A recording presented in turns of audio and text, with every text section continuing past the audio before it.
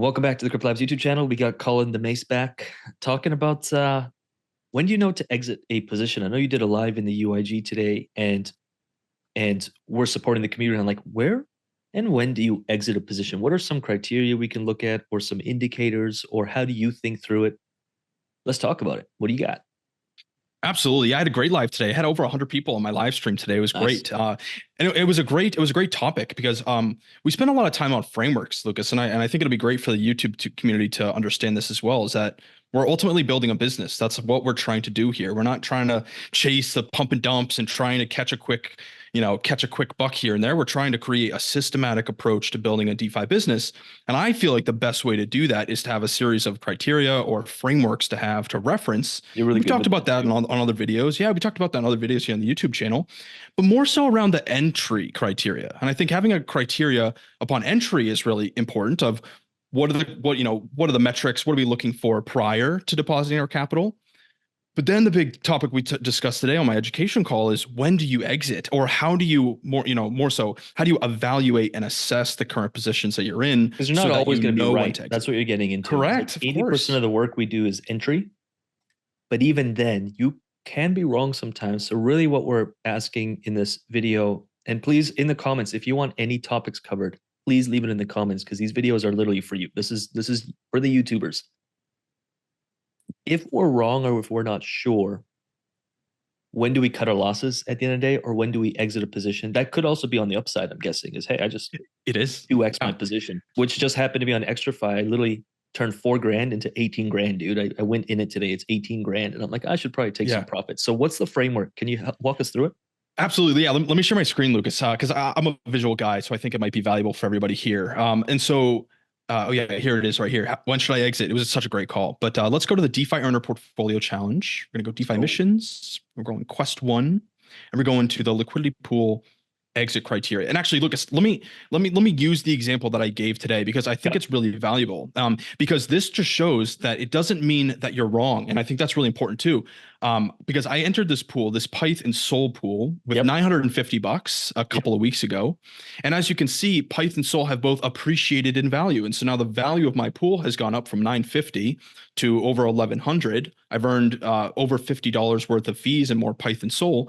Yep. But the reason why I'm like, guys, should I exit this? And I had a great conversation in my live stream today, was because the volume and the returns have been trending down. And so this is not that I was wrong or that this is a bad pool.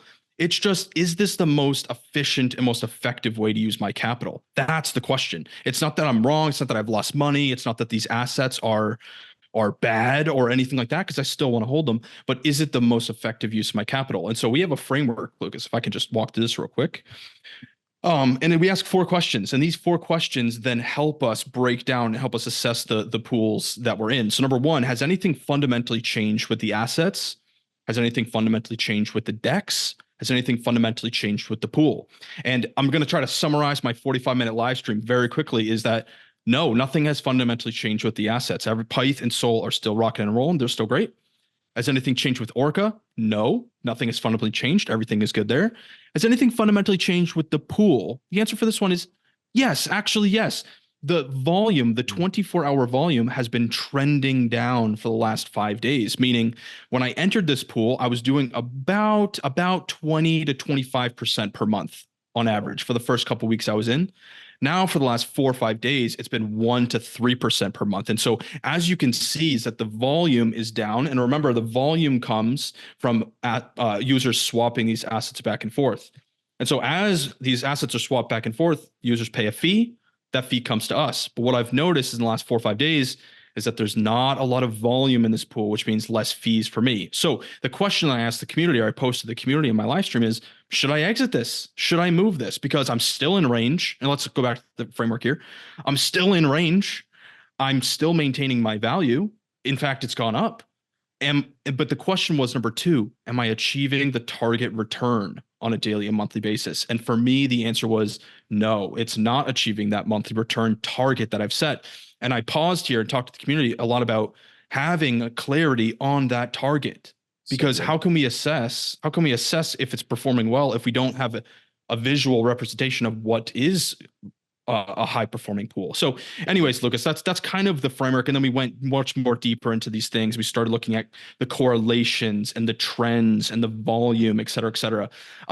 So let's just summarize this one more time here. I'm asking myself these questions when I'm inside this pool to determine, should I remain in this pool or should I exit?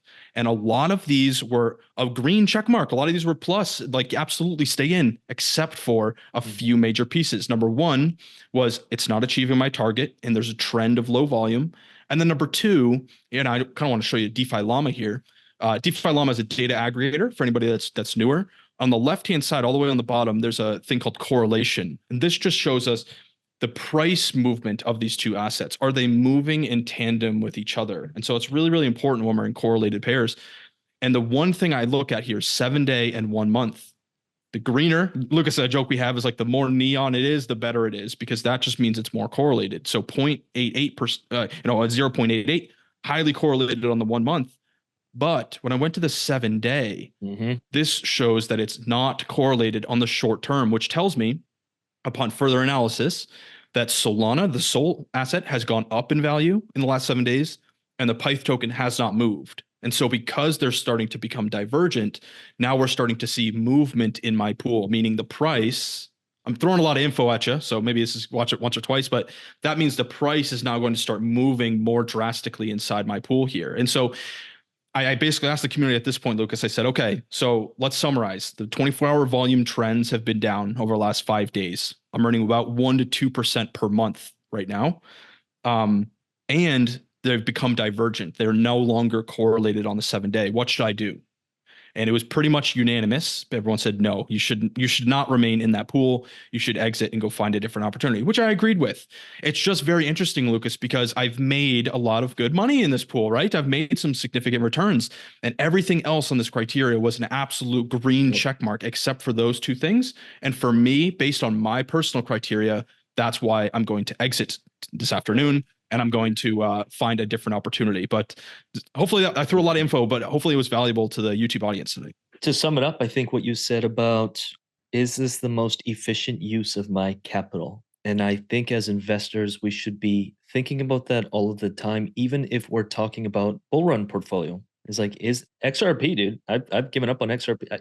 It's not that I don't like XRP. It's that in this run, it has been underperforming and I couldn't make yield on it. So I had better use of my capital. It's very important to not get attached to any one coin or token or project. And I see a lot of people making that mistake. I'm XRP or nothing. I'm like, so you just missed out on Bitcoin run, ETH run, alts, souls and AVAXs. You've missed out on 680% on extra. You have made 0% on your XRP. Not saying it's bad, doesn't meet your criteria. I think that's what people should take away. And I hope people see this. This is a business. There are SOPs, criteria, frameworks we cover to run our business so we can be profitable every month. If you run a business without any frameworks, any SOPs, or any systems, you will not be profitable, or you can't control the profitability. And it's the reason why we make so much money and our members make money. And it's why we have such a good track record is we are business owners and DeFi is the vehicle. Absolutely. And just to add one more thing too, Lucas, is that what's the reason for me opening these positions? Well, it's to generate cash flow. That's why I'm in these liquidity pool positions. These are not my long-term holdings. In fact, I have a nice bag of Pyth and Sol sitting in my where is it? It's sitting in my Tangent wallet, right? That's where my holdings are. That's where I'm going to see massive price appreciation, hopefully, in those two assets, right? But that pool, that $1,100 in that pool is just a vehicle. To use Chad in our community has said that it's like his employees. He's got a series of employees, and I want them working hard for me, right? I'm the business owner. I want them working. I'm in range, so my employee's showing up to work every day, but he's kind of slacking. And so at that point, now can I put it? Maybe he's sitting in a different role. Maybe putting him in a different role, he would produce better for my business. So that's the decisions that we're making in the UIG. We're not just chasing high returns. I'm not running to go to the next meme coin. I'm looking at where is the most efficient use of my capital at this point in that pool this week.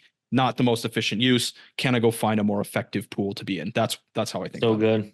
In the comments, what's your feedback? I like participation. So in the comments, what landed? What questions do you have about this? Maybe you have a question about divergence loss because we mentioned it. You're like, what is that?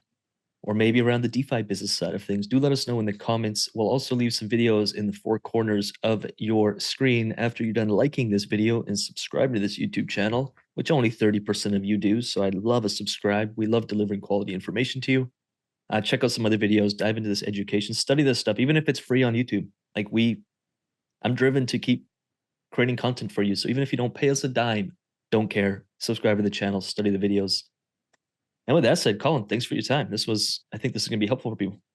I hope so. We'll talk soon.